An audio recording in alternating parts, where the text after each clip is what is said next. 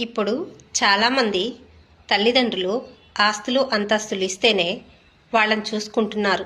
వాళ్ళని కొంచెం ప్రేమగా ఆప్యాయతగా పలకరిస్తున్నారు. వాళ్ళకి కొంచెం అన్నం పెడుతున్నారు.